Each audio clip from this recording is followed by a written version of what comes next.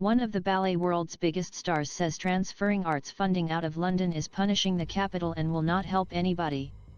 Tamara Rojo, outgoing artistic director at English National Ballet, says she is worried about the UK's future as a global centre for culture.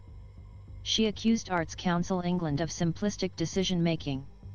The council says its ambition is to ensure a more even spread of funding across all the country. The development agency was directed by the government to move investment, which is funded by the taxpayer, outside London. It recently announced a EU446M package for England's cultural institutions over the next 3 years. An extra EU43M a year is going into culture provision outside London. But tens of millions have been cut from some of the capital's best-known institutions and some have lost Arts Council funding altogether.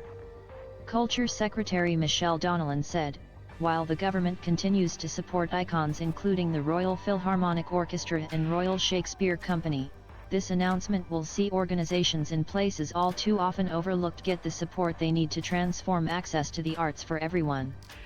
Rojo though fears the UK's cultural dominance is under threat.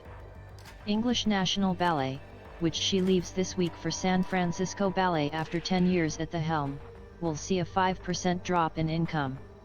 Rojo said she supported greater investment across the country, but not at the expense of London, adding that is not going to help the UK.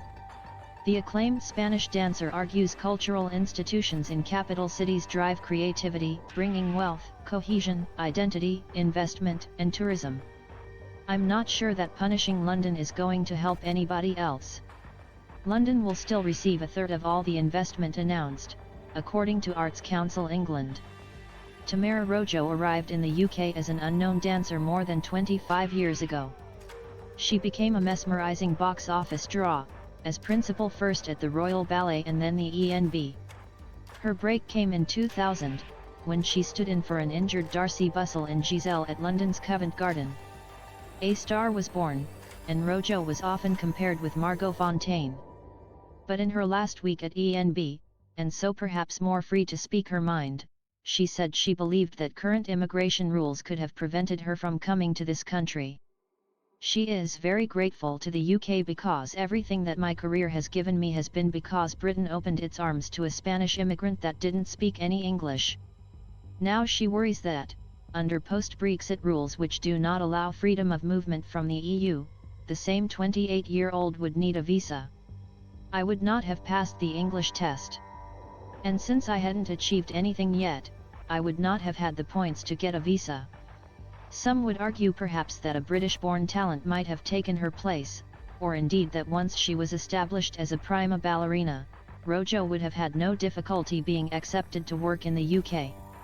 Whether she would have felt loyal enough to make her home in the UK for nearly 30 years in those circumstances, or would have brought her creative flair to English National Ballet on stage and as its artistic director for more than a decade is impossible to know.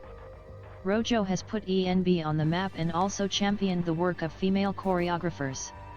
She has choreographed her first full-length ballet, her reinterpretation of Raymonda, which is touring now, in Bristol this week and Southampton next. Rojo will be the first woman ever to run San Francisco Ballet.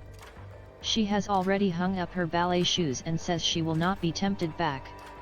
Now 48, she has given up the rigorous daily exercise program dancing required of her.